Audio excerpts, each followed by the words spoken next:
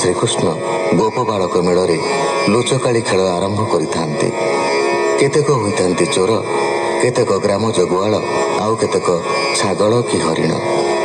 ମାୟାବୀ ବ୍ୟୋମାସୁର ଆସି ଗୋପ ବାଳକମାନଙ୍କୁ ଚୋରି କରି ଗିରିକନ୍ଦରରେ ମାରିବାକୁ ଉଦ୍ୟମ କରନ୍ତେ ଶ୍ରୀକୃଷ୍ଣଙ୍କ ଦ୍ୱାରା ନିହତ ହୋଇଛି। ଏଣେ କେଶୀର ମୃତ୍ୟୁ ସମ୍ବାଦ ପାଇ କଂସ ବିକଳ ହୋଇଛି। ମଲ୍ଲମାନେ ତାକୁ ସାନ୍ତ୍ୱନା ଦେଉଛନ୍ତି। ସୁକ ଉବାଚ ରାମ ଗୋବିନ୍ଦ ବେନି ଭାଇ ପାରୁକି ଏଥକୁ ଅଣାଇ ଦେଖିବୁ ବିଚିତ୍ର ସମର ରାମ କୃଷ୍ଣ ସଙ୍ଗେ ଆମ୍ଭର। ଶୁଣି ସାନନ୍ଦ କଂସ ନୃପ ମନରୁ ଛାଡ଼ିଲା ସନ୍ତାପ ବୀରଙ୍କୁ କହଇ ଉତ୍ତର ସେ ମୋର ଆତ୍ମାଉର ଶଲ୍ୟ। ଉପାୟ କରି ତାକୁ ଜିଣ ତା ହସ୍ତେ ମୋହର ମରଣ। ଅକ୍ରୂର ପେଶୁ ଅଛି ମୁହିଁ ଘେନି ଆସିବ ବେନି ଭାଇ ନନ୍ଦ ଯଶୋଦା ଆଦି କରି ସଭିଙ୍କି ପକାଇବି ମାରି। କହିଣ ଭିତରକୁ ଗଲା ଶୁଣ ଅଭିମନ୍ୟୁ ବଳା କଂସ ଆଦେଶ ଘେନି ଶିରେ ଅକ୍ରୂର ବସିଲା ରଥରେ। ଅରୁଣ ତେଜ ପ୍ରକାଶିଲା ଦିଗ ଆନନ୍ଦେ ବିକାଶିଲା ବ୍ରାହ୍ମଣେ ଉଠି ରାତ୍ର ଅନ୍ତେ ସ୍ତୁତି କରନ୍ତି ବେଦ ମନ୍ତ୍ରେ। ମଙ୍ଗଳ ସ୍ୱରେ ବେଦ ଧ୍ୱନି ଚଳିଲେ ତପୋବନେ ମୁନି ଜନେ ସୁମରନ୍ତି ମୁରାରି ଯେ ଯାହା ମତେ ସ୍ତୁତି କରି। ମଳିନ ହୋଇ ତାରା ଗଣ ନିର୍ମଳ ଦିଶିଲା ଗଗନ ଉତ୍ତର ଦିଗେ ବଳିଆର ପବନ ବହଇ ମଧୁର। ଶଙ୍ଖ ଶବଦ ଦେବ ଆଳେ ଅମର ଗୁରୁ ଲଗ୍ନ ବେଳେ ଅଶ୍ଵ ଯୋଚିଲା ରଥ ଦଣ୍ଡେ ମଙ୍ଗଳ ମଥୁରାର ଦଣ୍ଡେ। ମନେ ଚିନ୍ତଇ ଭଗବାନ ଅକ୍ରୂର ହରସ ବଦନ।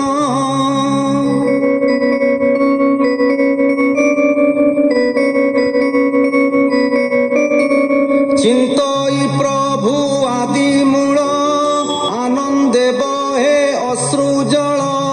পদ্মলোচন পাদ তলে ভাবই মত্ত ভৃঙ্গ বলে। মন নিবেশী কৃষ্ণ পাদে বোলই শোক গদ গদে। পূর্বে কি করি অছি পুণ্য তপ সমাধি যজ্ঞ দান। দেব ব্রাহ্মণ পূজা হিতে ধন বাদেলি অপ্রমিতে।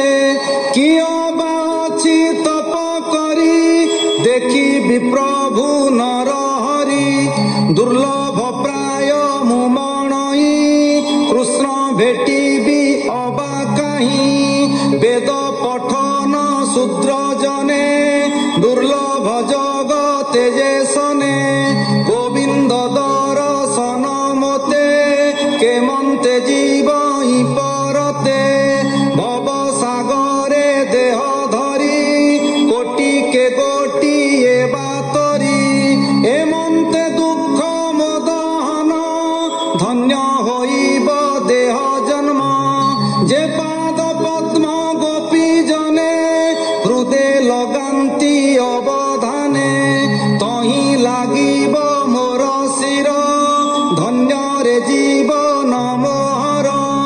মোহরে কংস দয়া করি জেনে দেখিবি নর হরি। অশেষ জন্ম ঘোরতম আজ ছাড়িবি মায়া ভ্রম।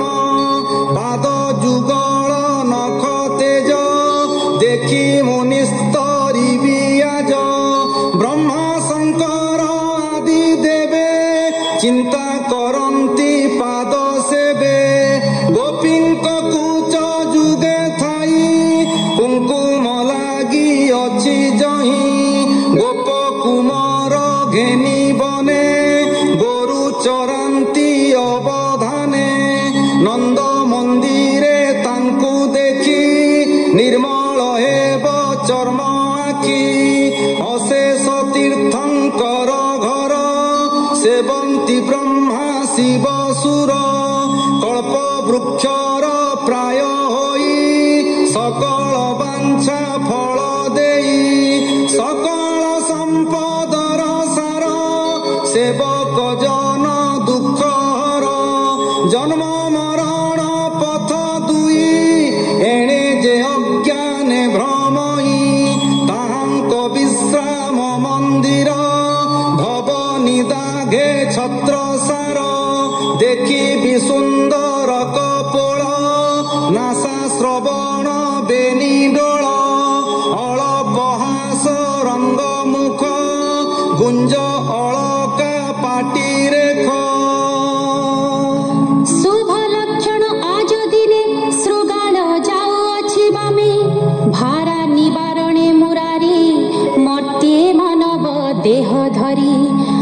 ଏଇ